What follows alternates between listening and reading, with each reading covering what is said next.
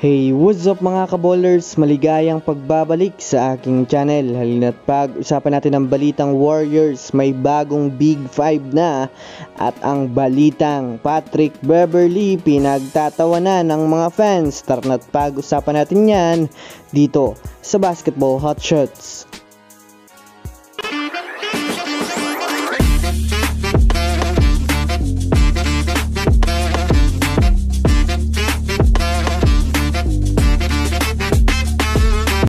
Una nga muna tayong dumako mga kaballers sa balita patungkol sa pinagtatawanan nga po mga kaballers ngayon si Patrick Beverley. Well, alam naman nga po natin mga kaballers na hindi na nga po ngayon naglalaro si Patrick Beverley sa NBA dahil na rin naman nga po mga kaballers sa walang teams ang nagkaroon ng interest na kunin siya, kaya pumirma nga po siya mga kaballers sa Liga ng Israel sa team ng Hapoel Tel Aviv. Sa kauna-unahan niya nga pong laro mga kaballers ay hindi nga po naging maganda ang kanyang performance. Nakapagtala lang nga po siya mga kaballers ng 3 points na may kasamang 6 assists sa loob ng 15 minutes niyang playing time. Kung susumadahin nga natin mga kaballers, hindi nga po ito maganda para sa kanyang pangalan dahil mataas ang ini-expect sa kanya ng marami dahil sa pagiging veterano niya sa NBA. Kaya maraming mga fans sa social media ang nilalait at pinagtatawanan si Patrick Beverley na kahit nga daw mga kaballers bumaba na siya ng level ay wala pa rin nga pong bago sa kanyang laruan.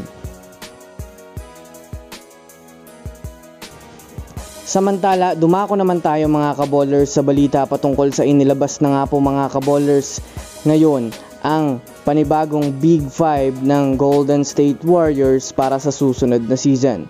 Well, dahil nga po mga kaballers sa mayroong naganap na pagbabago sa lineup ng Warriors ngayong off-season ay malamang sa malamang mga kaballers magkakaroon ng panibagong starting lineup ang Warriors para sa susunod na season.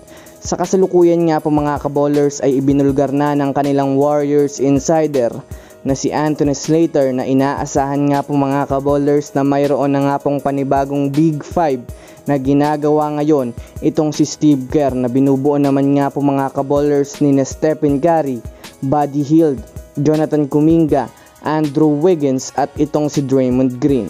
Kung susumadahin nga natin mga kaballers, si Buddy Hield nga po ang papalit sa posisyon ni Klay Thompson sa Warriors. Bukod pa dyan, mataas rin nga po mga kaballers ang chance na gawin na ni Steve Kerr 6th man itong si Brandon Podziemski ngayong season. Isang magandang balita nga yan mga kaballers dahil upang ang ilang mga bata sa kanila ay magkaroon ng malaking role sa kanilang team, kagaya na lamang nitong sina Jonathan Kuminga mga kaballers na binibigyang malaking tiwala na magdadala ng malaking impact sa kanilang team at rotation sa susunod na season.